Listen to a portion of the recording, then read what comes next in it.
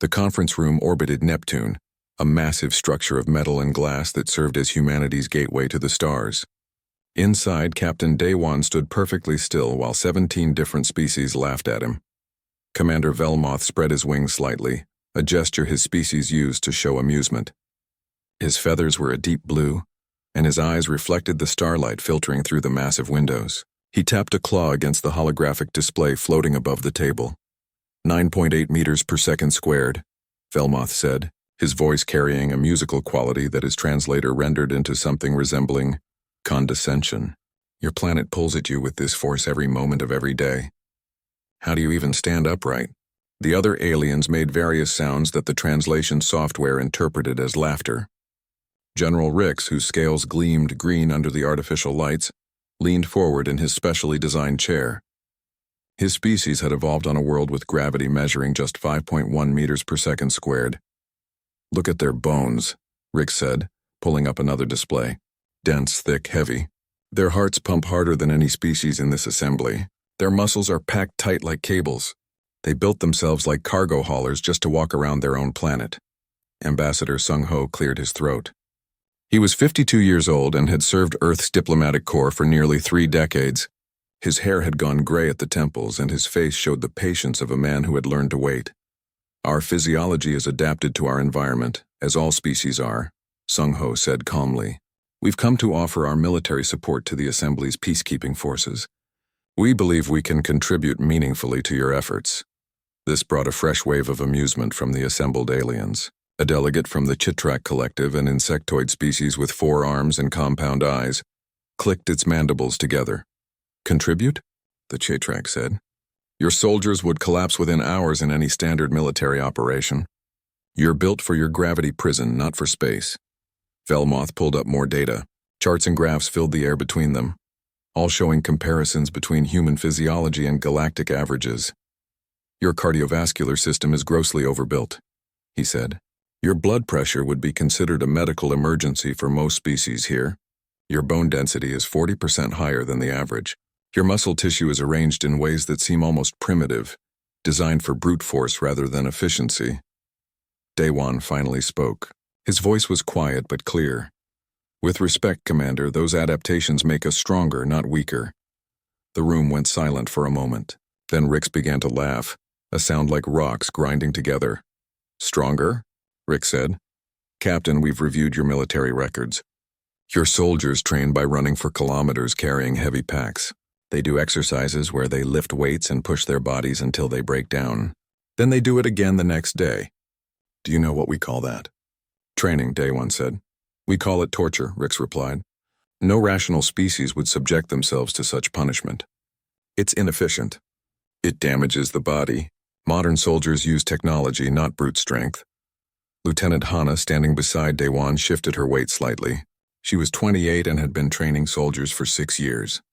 Her jaw was tight and her hands were clasped behind her back in a way that suggested she was holding back words she wanted to say. Sung Ho raised a hand slightly, a gesture that asked for attention without demanding it.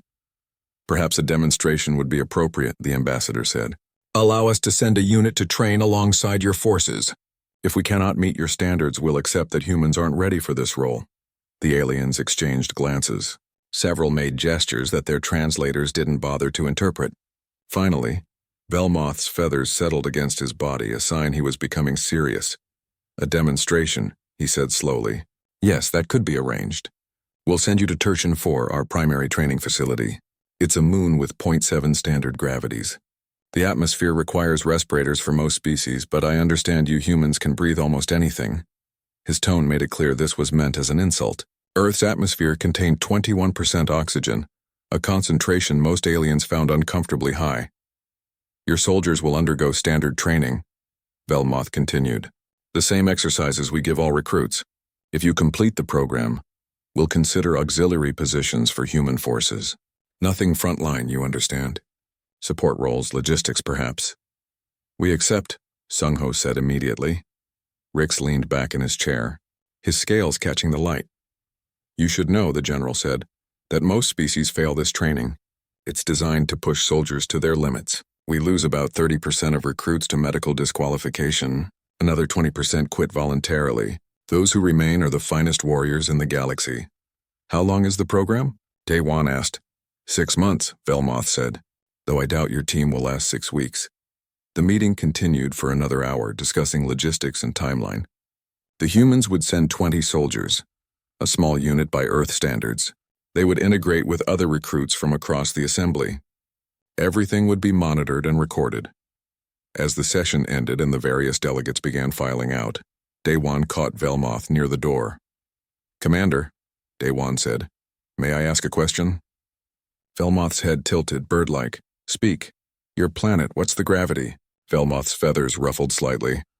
6.4 meters per second squared. A comfortable, rational pull, the way nature intended. Daewon nodded slowly. And you've never fought on a world heavier than that? We have technology for such places, Velmoth said. Powered armor, gravity compensators. No soldier would be expected to function in high gravity without support equipment. I see, Daewon said. Thank you, Commander. Later, back in the human section of the station, Hana finally let her frustration show. They think we're weak, she said, pacing across the small briefing room. They think we're broken because we evolved on Earth. They think we're adapted to survive on Earth, Daewon corrected. They haven't considered that we might be adapted to thrive anywhere else. Sung-ho poured himself water from a container, drinking deeply. The water tasted flat compared to Earth water, filtered and recycled too many times. They see our density and think burden, the ambassador said. They see our strength and think primitive. They've never had to fight their own planet just to exist. Daewon pulled up his personal tablet, reviewing the files on Tertian 4. The moon was barren, covered in training facilities and obstacle courses. The gravity was listed as 0.7 Earth standard. The atmosphere was thin but breathable with assistance. 0.7, he said quietly. That's less than Mars. Less than anywhere we've trained except the moon. Hana stopped pacing. A slow smile crossed her face. They think it's going to be hard for us. They have no context, Daewon said. They've never experienced real gravity. To them, 0.7 is significant. To us it's like taking off a weighted vest, Hana finished. Sung-ho set down his water container. Don't get overconfident, he warned. They have centuries of military experience. Their technology is more advanced than ours. Their tactics are proven across dozens of conflicts. Understood, Ambassador, Daewon said. But they're about to learn something they've never considered. What's that? Sung-ho asked. Daewon looked out the window at the distant blue sphere of Neptune. That Earth wasn't a burden we had to overcome, he said. It was training we didn't know we were getting. The transport ship settled onto Tertian 4's landing pad with a hiss of hydraulics and compressed air. Through the viewport, Private Tae-young could see the training facility stretched across the moon's surface like a scar. Buildings made of gray metal, obstacle courses that looked like twisted puzzles, and firing ranges that extended to the horizon. He was 22 years old and had never been off Earth before joining the military. His hands were steady on his equipment bag, but his heart was beating fast. Not from fear exactly. From excitement, first time off-world? Sergeant Boram asked, settling into the seat beside him. She was 31 with sharp eyes that missed nothing and a voice that could cut through chaos. Yes, Sergeant, Tae-young said. You'll do fine, she said. Just remember what we talked about. Move like you're on Earth until you figure out the difference. Don't try to adjust too fast. The transport ramp lowered and the human squad filed out into Tertian 4's thin atmosphere. They wore light respirators more out of caution than necessity. The air was breathable but dry, with less oxygen than Earth standard. Other recruits were gathering in formation nearby. Tae-young saw dozens of alien species, each in their own environmental suits or breathing apparatus. A group of Soraks stood in perfect lines, their scales gleaming, Krell clustered together, their wings folded against their backs. Chitrak moved in pairs, their multiple limbs gesturing as they communicated. All of them were staring at the humans. Captain Daewon led the squad toward the assembly area. Lieutenant Hana walked beside him, her eyes scanning the facility with professional interest. They'd been briefed on what to expect, but seeing it in person was different. A Chitrak in instructor's insignia approached them. His compound eyes reflected the distant sun, and his forearms moved in complex patterns as he spoke. Human unit. The translator rendered his clicks and chirps into words. I'm Instructor Quavin. You will follow standard protocols. Your barracks are in Section 7, the oldest facility. Report there, store your equipment, and return here in 1 standard hour. Section 7 turned out to be a building that had clearly seen better decades. The walls were patched with newer metal that didn't quite match. The environmental systems hummed loudly. The bunks were designed for species taller than humans, requiring them to climb up. They're testing us already, Hana said, dropping her bag onto one of the bunks, giving us the worst quarters to see if we complain. Then we don't complain, Daewon said simply. They unpacked efficiently, storing gear and checking equipment. Taeyang noticed that his body felt strange, lighter somehow. When he jumped up to his bunk, he went higher than expected, nearly hitting his head on the ceiling. Boram caught his ankle, steadying him. "0.7 gravity," she reminded him. "You weigh 30% less than on Earth. Your muscles don't know that yet. Be careful until your brain adjusts." The first training exercise began 2 hours later. All recruits gathered at a starting line marked across the moon's dusty surface. Instructor Quavin's voice carried across the field through speakers. 20-kilometer march, he announced. Full gear. Standard pace. This is not a race. Maintain formation. Those who fall behind will be noted. The recruits began moving. Taeyang adjusted the straps on his pack, which held 20 kilograms of equipment. In Earth gravity, he'd trained with 30. Here, the pack felt like it held 15. Around him, other species were already showing strain. A Krell recruit's breathing was labored, audible even through his respirator. The Sauraks moved with determination but visible effort. The humans walked easily. Taeyang had to consciously slow his pace to stay with the formation. His legs wanted to move faster, to take longer strides. The reduced gravity made every step feel effortless, like walking on a gentle downhill slope that never ended. By the 10th kilometer, gaps were appearing in the formation. Some recruits had fallen behind, their movement sluggish. Medical personnel followed in slow-moving vehicles, ready to pick up anyone who couldn't continue. By the 15th kilometer, the humans were among the front groups. They weren't trying to show off. They simply maintained the pace that felt natural. Instructor Quavin watched from his observation vehicle, his compound eyes fixed on the human squad. He tapped commands into his tablet, pulling up their biometric data. Heart rates elevated but stable, oxygen consumption normal, no signs of distress. The march finished 3 hours later. 60% of the recruits completed it without assistance. The humans all finished in the top quarter, barely breathing hard. The next day brought obstacle courses. Walls to climb, barriers to vault, ropes to traverse. The course was designed to test strength, coordination, and endurance across various challenges. Taeyang approached the first wall, a 4-meter vertical surface with small handholds. On Earth, this would require technique and effort. Here, in reduced gravity, he practically floated up it. His hands found holds easily. His legs pushed him upward with power that surprised him. He reached the top in seconds and had to wait for his squad mates. At the rope traverse, spanning a gap over a mud pit, the difference became even more obvious. Recruits from species adapted to lower gravity struggled with the arm strength required. Several fell into the mud, their grips failing. When Hana reached the rope, she swung across hand over hand like it was a casual exercise. Her Earth-built shoulders and arms, designed to support her full weight in 1G, found the reduced gravity almost trivial. She reached the far side and looked back at Instructor Quavin, who was watching from below. "Is there a more challenging course?" she asked. The instructor's mandibles clicked in what might have been surprise or annoyance. The translator remained silent. That evening, the recruits gathered in a common area for evening meal. Species clustered by type, most too exhausted to socialize. The humans sat together, comparing notes on the day's training. "This is easier than basic training back home," Taeyang said, keeping his voice low. "Way easier." "Don't get cocky," Boram warned. "Different doesn't mean easy. They have technology and tactics we don't understand yet. This is just physical training." An officer from a species called the Voldrin approached their table. His fur was gray and he walked on 4 legs with 2 manipulator arms folded against his chest. His name tag identified him as Officer Kess. "May I speak with you?" Kess asked, his translator rendering his growls into polite inquiry. "Of course," Daewon said. Kess settled onto his haunches near the table. "I've been reviewing the day's performance data," he said quietly. "Your unit's results are unusual. You completed the obstacle course in times that match our elite performers. The march didn't seem to tax you at all, yet our briefing materials indicated humans would struggle with our training. Who wrote those briefing materials? Hana asked. Commander Velmoth's staff, Kess said, based on analysis of your homeworld's gravity and atmosphere. They assumed high gravity meant we'd be slow and weak, Daewon said. They didn't consider what high gravity means for someone who lives in it. Kess's ears twitched, a gesture of thought. My world has 0.8 standard gravity, he said.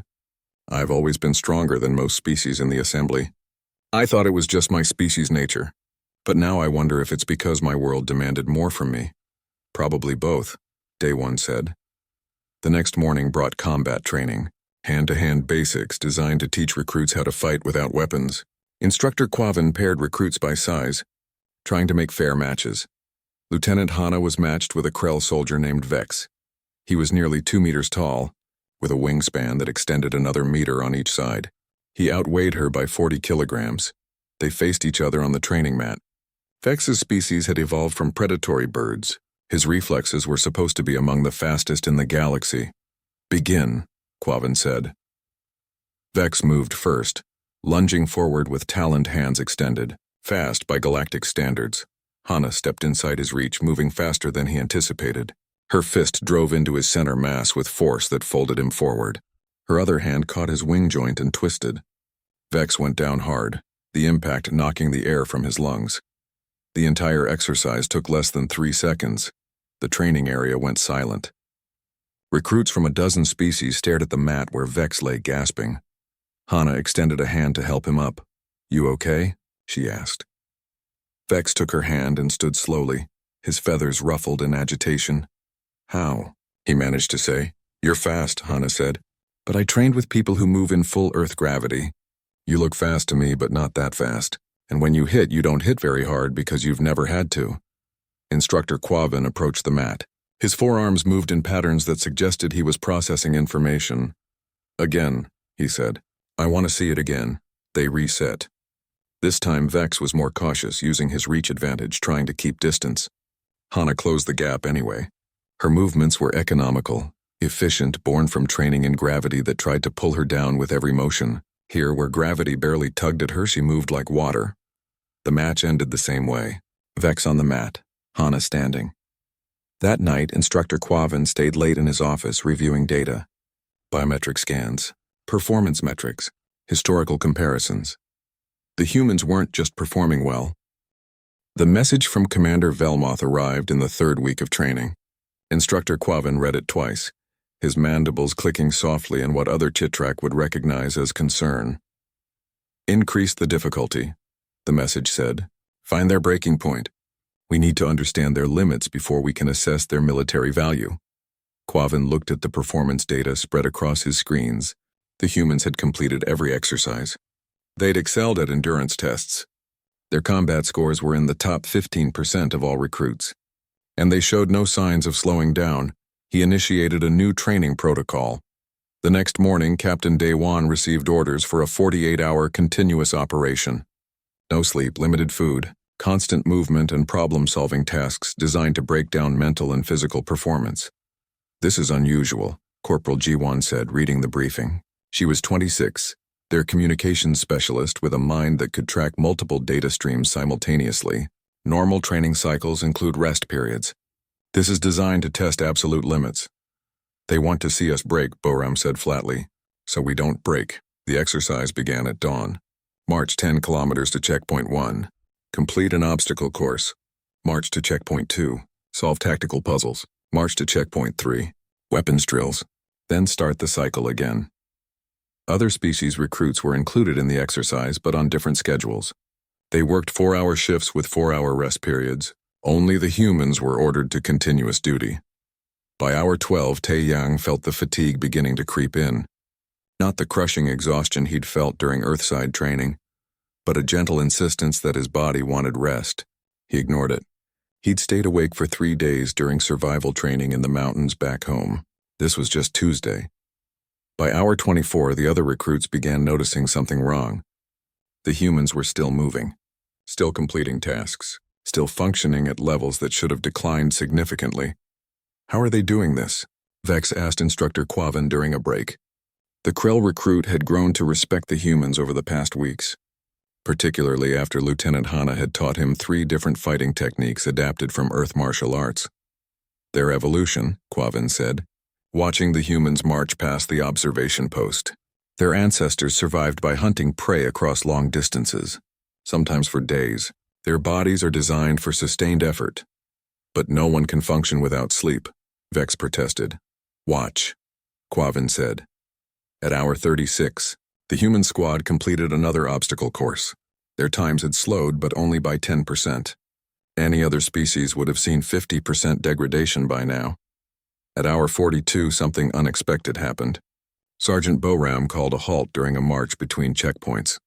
The squad dropped their packs, and on her signal, half of them sat down while half remained standing, keeping watch. What are they doing? Quavan asked his assistant, zooming in the observation cameras. The sitting humans appeared to be sleeping, but they slept sitting up, heads dropping forward for exactly 10 minutes. Then Boram tapped them awake and they switched positions with the standing group. Microsleep, Quavan's assistant said, checking his database. It's in their biological profile. Humans can take brief periods of sleep and gain some recovery benefit. It's not as effective as full rest, but it extends their operational capacity. Quavan made a note in his report. Another adaptation from Earth. Another tool in their biological kit that made them more durable than expected. The 48-hour exercise ended. Every human completed it. Their performance at the end was diminished but functional. They could still fight. They could still think. They could still march. The medical team checked them afterward. Elevated cortisol levels, inflammation markers, mild dehydration, nothing that 24 hours of rest wouldn't fix. Impossible, the medical officer said, reviewing the scans. He was from a species that required 12 hours of sleep every cycle. They should be hallucinating. Their cognitive function should be severely impaired. Test them, Quavan suggested. They ran reaction tests, problem-solving exercises, memory challenges. The humans scored lower than their baseline, but still within acceptable parameters for normal operations. Lieutenant Hana sat in the medical bay, answering questions while a scanner mapped her brain activity. How do you feel? The medical officer asked. Tired, Hana said honestly. Like I've been running all week, but okay. I've been more tired. When? Selection training for special forces, she said. That was 7 days with 3 hours of sleep total. This was easier. The medical officer made a note that flagged automatically in Quavan's system. He read it and felt his mandibles click involuntarily. 7 days. 3 hours of sleep. These humans were trained to function under conditions that would kill most species. The next test came 3 days later, after the humans had recovered. Quavan had authorization to use the facility's gravity chambers. Most species in the assembly came from worlds with gravity between 0.5 and 0.8 standard. The gravity chambers could simulate up to 1.2, which was used for specialized training for heavy world operations. Captain Daewon received orders to report to Chamber 4 with his squad. Standard exercise protocol, the orders read. Combat drills in variable gravity. The chamber was large, 50 meters square, with adjustable plating in the floors and walls that could create different gravitational fields. Other recruits gathered outside the observation windows to watch. The human squad entered. The chamber was currently set at 0.7, Tertian 4's standard gravity. They moved easily, forming up in standard positions. Quavan activated the controls. The gravity increased to 0.9. The humans adjusted their stances slightly but showed no other reaction. They ran through combat drills, their movements barely slower than before. 1.0. Earth standard, the gravity they'd been born into. The humans relaxed visibly. This was home. This was normal. They moved through the exercises with renewed energy, their bodies remembering every motion practiced in this exact gravitational pull. Increase it, came a message on Quavan's screen. From Commander Velmoth. He was watching remotely. 1.2. Now the strain showed. The humans moved more carefully. Their breathing deepened. Sweat appeared on their faces. But they kept moving. They kept fighting. Their punches still carried power. Their legs still supported them. Outside the observation window, alien recruits watched in silence. At 1.2, Most of them would be on the ground, barely able to crawl. Some would lose consciousness. The humans were sparring. Enough, Quavin said into his communicator. Shut it down. Wait, Day One's voice came back. Can you go higher? The chamber wasn't rated for more than 1.2. But Quavin checked the safety protocols. 1.5 was theoretically possible, though it had never been tested. Why? Quavin asked. Because we need to know our limits too, Day One said. And this isn't it. Quavin looked at his screens. The human biometrics showed stress but not danger. Their heart rates were elevated but stable. Oxygen consumption was high but manageable. He authorized 1.5. The gravity increased. The humans dropped to their knees immediately.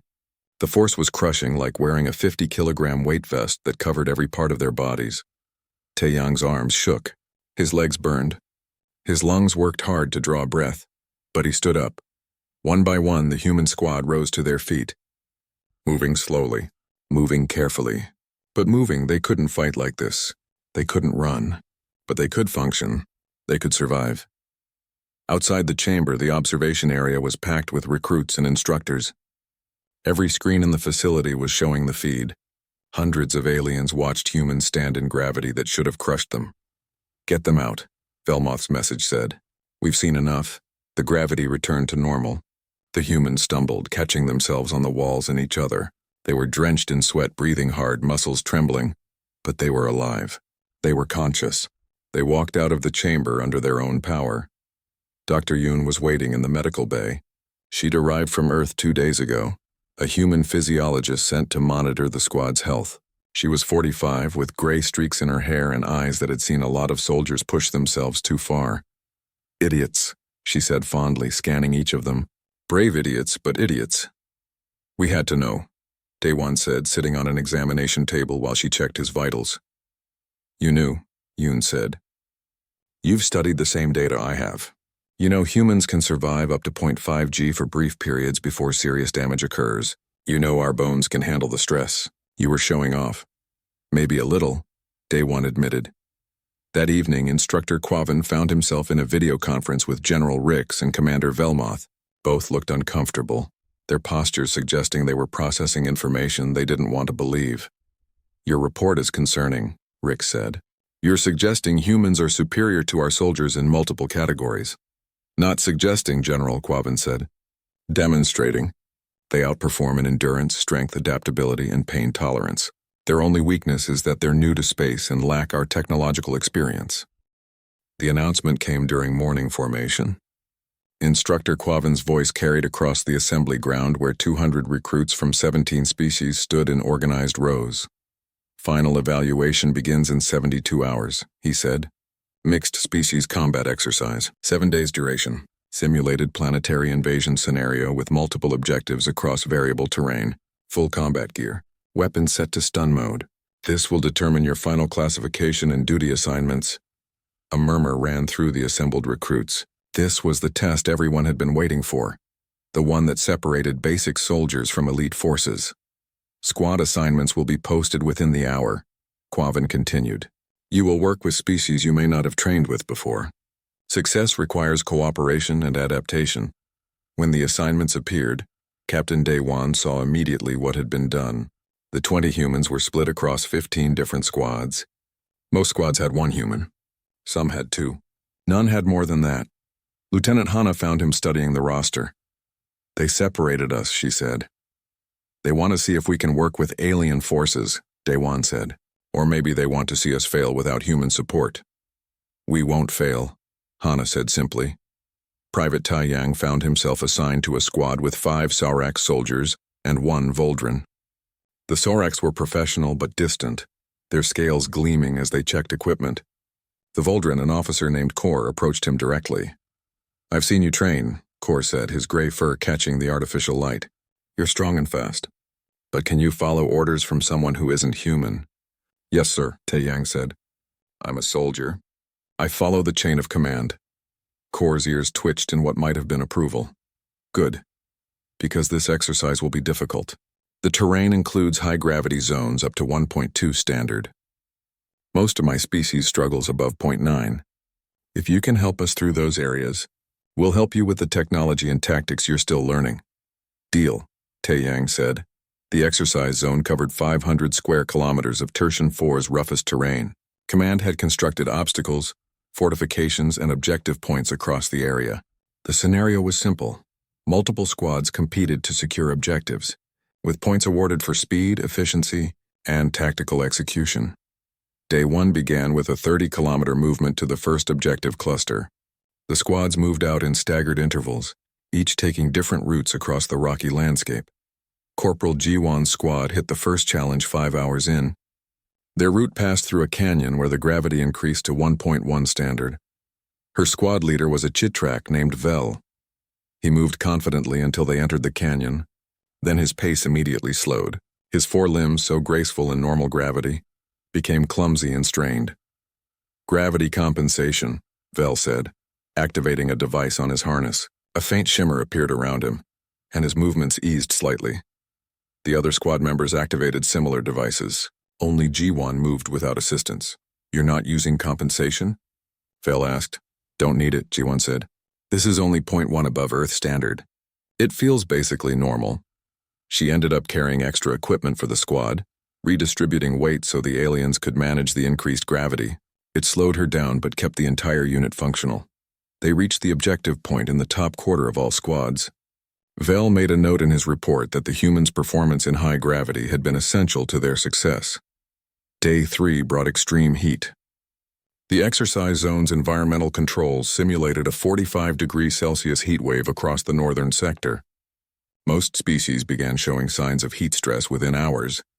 Sergeant Boram's squad found shelter in a cave system, waiting for the temperature to drop. Their squad leader, a Krell named Thax, was breathing hard, his feathers pressed flat against his body to reduce insulation. We should wait, Thax said. Moving in this heat will cause medical emergencies. Or we can adapt, Boram said. She'd removed her jacket, rolled up her sleeves, and soaked a cloth in water from her canteen. Humans evolved in environments like this. Our sweat system is extremely efficient at cooling. I can move now and scout ahead while you rest. That's dangerous, Thax said. The heat is uncomfortable but not deadly for me, Boram interrupted. Let me do what I'm good at. You save your energy for when we need your tactical knowledge. She scouted a path through the heat zone that minimized exposure and found a secondary route that other squads had missed. When the temperature dropped enough for the rest of her squad to move, they had a significant advantage. They secured their objective 6 hours ahead of schedule. By day 5, the pattern was clear. In every squad, humans were compensating for alien weaknesses in specific environments. In return, aliens were teaching humans advanced tactical concepts and technological applications. Private Taeyang learned how to use Sarak's thermal imaging systems. In exchange, he carried 2 squad members on his back through a 1.2 gravity zone. Lieutenant Hana's squad learned how she could use her Earth-trained strength to clear obstacles faster than powered equipment. She learned how they used quantum entanglement communicators for zero-lag coordination. The exercise was supposed to expose human limitations. Instead, it was revealing how humans filled gaps in galactic military capability that no one had known existed. Day 6 brought the convergence. Multiple squads reached the central objective zone simultaneously, a fortified position that required capture and defense. Points would be awarded to the squad that held it longest. Captain Daewon's squad arrived first, using a route through difficult terrain that other species had avoided. They secured the position and began setting up defenses. 3 other squads approached from different angles. One was led by Captain Tharn, a rival commander who had been vocal about his belief that humans were unfit for military service. The engagement began with stunning fire, weapons set to disable rather than harm. Blue bolts of energy crisscrossed the objective zone as squads maneuvered for advantage. Daewon coordinated his mixed-species squad with calm efficiency. He put the Chitrak in defensive positions where their multiple limbs could operate several weapons. He positioned Krell on high ground where their aerial perspective was valuable. He used himself and the squad's other human as mobile response elements, moving quickly through the combat zone to plug gaps and counter threats. Tharn's squad pushed hard, using aggressive tactics that worked against most opponents. But Daewon's squad held firm, their defense organized and adaptive. The battle lasted 3 hours.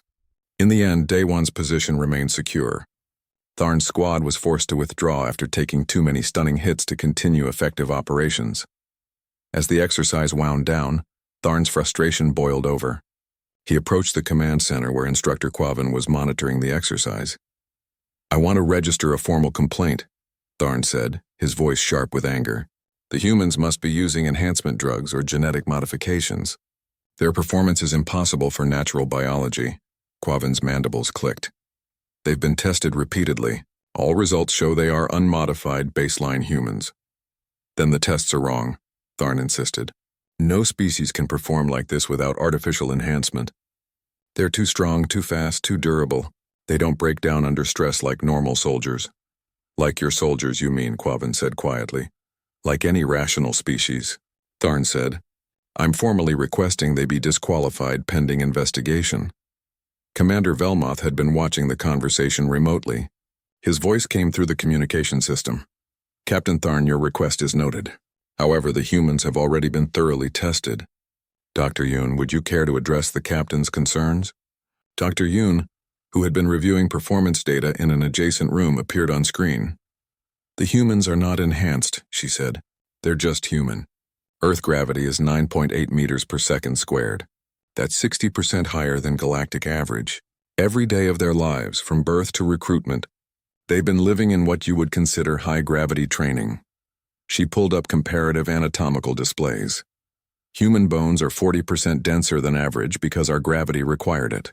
Our hearts are more powerful because they had to pump blood upward against stronger pull. Our muscles are tightly packed because loose, efficient muscle couldn't move us. Our pain tolerance is higher because we got hurt more often during childhood in heavy gravity." "That's not possible," Tharn said. "It's evolution," Yoon said. "We didn't choose it. Our planet shaped us, just like your planet shaped you. The difference is that our planet was harsher." Tharn's scales shifted colors, indicating distress. "Then they're too dangerous. If they're this much stronger than us, they could..." "Could what?" Velmoth interrupted. "Captain Tharn, your concern is noted. However, I believe your real issue is pride, not safety." The communication went silent for a moment. Then Velmoth continued. "I want one final test. Captain Tharn, you will face Captain Daewon in single combat. Traditional rules. Fight until one party yields or is unable to continue. This will be conducted in the gravity chamber. You may choose." The Assembly Command Center on Tertian 4 was designed to impress. High ceilings, holographic displays showing tactical data from across the galaxy, and seating for representatives from all member species. Today, every seat was filled. General Rick stood at the center podium, his green scales catching the light from the displays. Beside him stood Commander Velmoth, his blue feathers perfectly groomed. They had called an emergency session to discuss the results of the human training evaluation. Captain Daewon and Ambassador Sung-ho represented Earth, standing in the human delegation area. Lieutenant Hana, Sergeant Boram, and the rest of the human squad stood behind them in full-dress uniform. "We have completed our evaluation of human military capability," General Rix began, his voice translated simultaneously into 17 languages. "The results require us to reconsider several assumptions about combat effectiveness and species capability." He activated a display showing performance metrics. Charts and graphs filled the air, showing human performance compared to galactic averages. In endurance testing, humans exceeded our best performers by 40%. In high-gravity operations, they functioned in conditions that would incapacitate most species. In combat scenarios, their effectiveness rating placed them in the top 5% of all recruits we have ever trained. The assembly chamber filled with murmurs. Some species seemed pleased. Others appeared uncomfortable with these revelations. Commander Velmoth stepped forward. "I must make a personal statement," he said, his voice carrying an unusual note that his translator rendered as humility. "When the humans first petitioned to join our military forces, I laughed. I called them primitive. I judged their physiology as a weakness rather than a strength." He turned to face Captain Daewon directly. "I was wrong." "Captain Daewon, Lieutenant." "Hana, all of the human soldiers who trained here, I apologize. I judged your species by standards that did not apply to you. I failed to understand what your homeworld truly meant." Daewon nodded slightly, accepting the apology with quiet dignity. Dr. Yoon requested permission to address the assembly. She stepped forward, carrying a data pad with detailed analysis. "May I explain what we discovered during this evaluation?" she asked. "Please," General Rick said. Yoon activated her own set of displays, showing planetary data from across the galaxy. "Most spacefaring species evolved on what humans would call paradise worlds," she began. "Low gravity, stable climates, abundant resources, few predators. Your planets were gentle. Evolution on gentle worlds produces intelligent species that solve problems with their minds because physical challenges are minimal." She pulled up Earth's data. Earth is different. 9.8 meters per second squared gravity, extreme weather variations, ice ages, droughts, volcanic events, predators that viewed early humans as prey. Our evolution required both intelligence and physical capability. We had to be smart enough to make tools and strong enough to use them. A Chitrak delegate raised a limb. "Are you suggesting we are inferior because our worlds were easier?" "No," Yoon said firmly. "You reached the stars first. You built this assembly. You created technologies we're still learning. You achieved spaceflight through pure intelligence. That's remarkable. But it means you never needed to develop certain physical capabilities." She changed the display to show comparative anatomy, human bone density, cardiovascular efficiency, muscle structure, pain tolerance, endurance capacity. All of these exist because Earth demanded them. We didn't choose to be this way. Our planet made us this way. It's not superiority. It's adaptation. An older Voldrin representative stood. "But what does this mean for our military structure? If humans are physically superior to our soldiers, should we all just step aside?" "Absolutely not," Captain Daewon said, speaking for the first time. "During the exercise, I learned more from alien soldiers than I taught them. Your tactical knowledge is centuries ahead of ours. Your technology is more advanced. Your coordination systems are more sophisticated. You have strengths we lack. But you have strengths we lack," Instructor Quavan added, stepping forward to join the discussion. "In high-gravity environments, in extreme conditions, in situations requiring sustained physical effort, humans excel. Not because they're better soldiers, but because they're adapted for different challenges." General Rix looked at the assembled data, then at the human squad standing in formation. "Instructor Quavan, what is your recommendation?" "Full integration," Quavan said without hesitation. "Not in support roles. Humans should serve in frontline combat units, particularly for operations in high-gravity environments or extreme conditions. Additionally, I recommend establishing joint training programs where humans teach physical conditioning, and we teach them our tactical and technological knowledge." "I support this recommendation," Commander Velmoth said.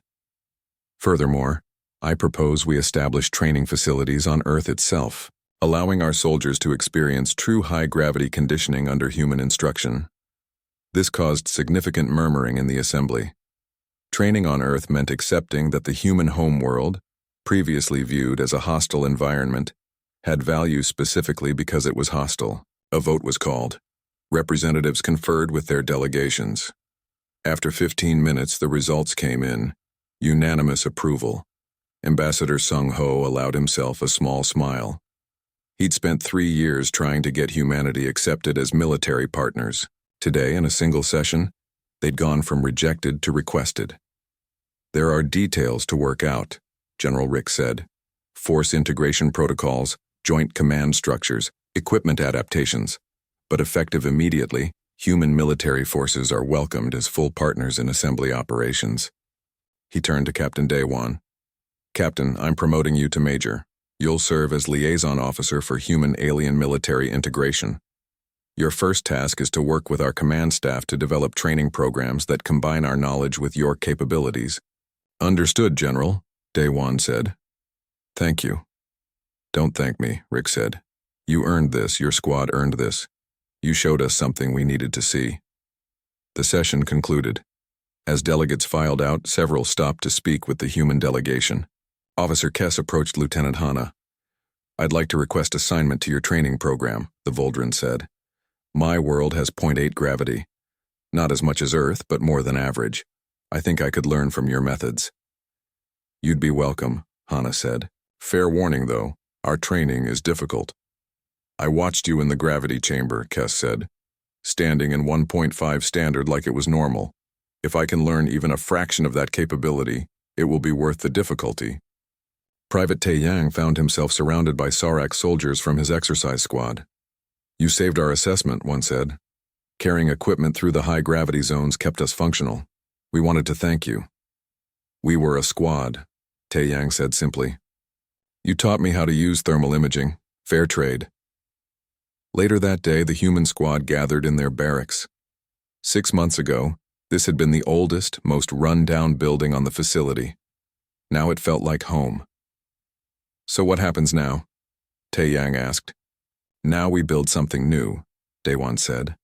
A military force that combines human physical capability with alien technology and tactics, something neither of us could create alone. Think they'll really train on Earth? Boram asked. Some will try, Hana said. Most will quit after a week, but some will make it through. Those will be the elite. Sergeant Boram pulled up a message on her tablet. I've been asked to return to Earth as a recruiter, she said. Apparently, our success here has caused military applications to increase by 300%. Everyone wants to be part of what we started. You should go, Daewon said. Find good soldiers. We're going to need them. Corporal Jiwon looked out the window at the training grounds where mixed-species squads were running through exercises. It's weird, she said. We came here expecting to have to prove we weren't weak. Instead, we proved we were different. Not better, just different. Different in useful ways, Daewon said. That's all anyone can ask. 5 years later, Captain Daewon, now Colonel Daewon, stood on the observation deck of an assembly warship. They were preparing for a mission to investigate unknown signals from beyond explored space. His command included units from 12 different species, working together with practiced efficiency. Lieutenant Hana, now Captain Hana, ran the ship's combat training program. Every morning, mixed-species squads trained in variable gravity, learning to function across different conditions. Private Tai Yang, now Sergeant Tai Yang, led a rapid response team specializing in hostile environment operations. His squad included 2 humans, 3 Voldren, a Chitrak, and a Krell. They'd trained together for 3 years and trusted each other completely. The unknown signals turned out to be a hostile force, a species from beyond assembly space that had never encountered organized resistance. They were aggressive, well-armed, and had technology the assembly had never seen. The first battle was difficult. The hostile force had advantages in weapons range and shield technology. But they made one critical mistake in there.